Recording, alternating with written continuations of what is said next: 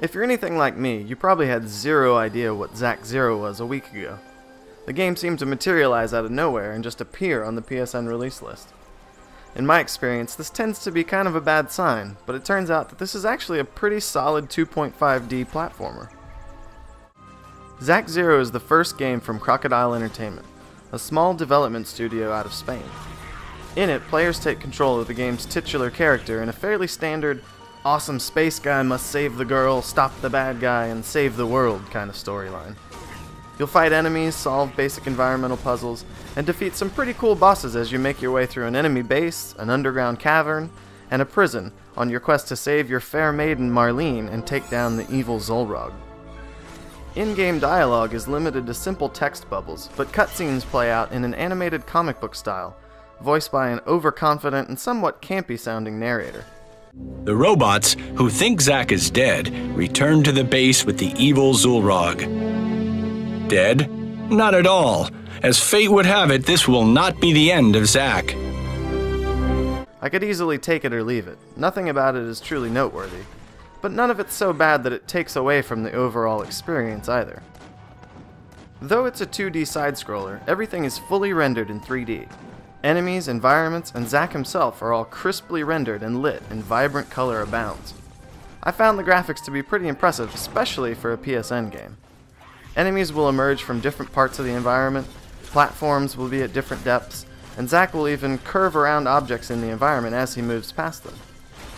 The developers do a pretty good job of preserving this perception of depth by automating everything that could potentially become problematic. Zack automatically aims slightly up or down when shooting at enemies, and automatically transitions between foreground and background layers when jumping between platforms. It all works well, most of the time, with only a few frustrating exceptions here and there.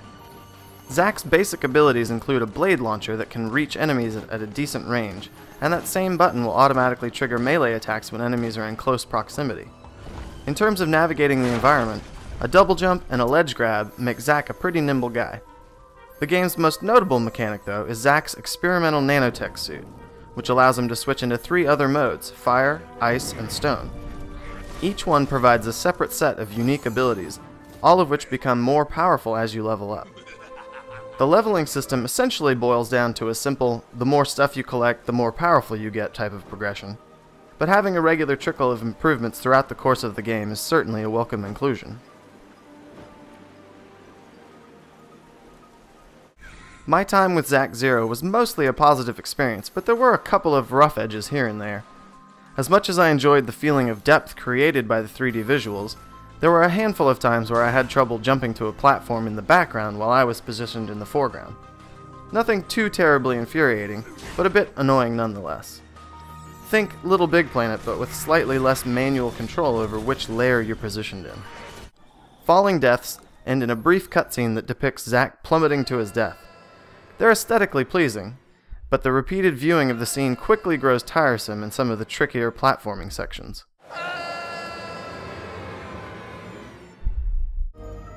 Short intro scenes that begin each boss fight are also unskippable, which can lead to some mild annoyance when you repeatedly die during a boss fight and are then forced to sit through the scenes again and again.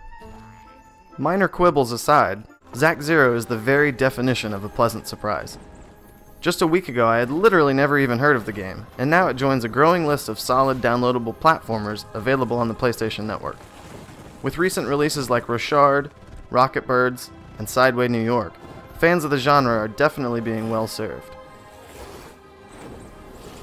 Zack Zero gets a 4 out of 5. If you're in the market for a side-scrolling platformer, I can easily recommend that you give this one a shot.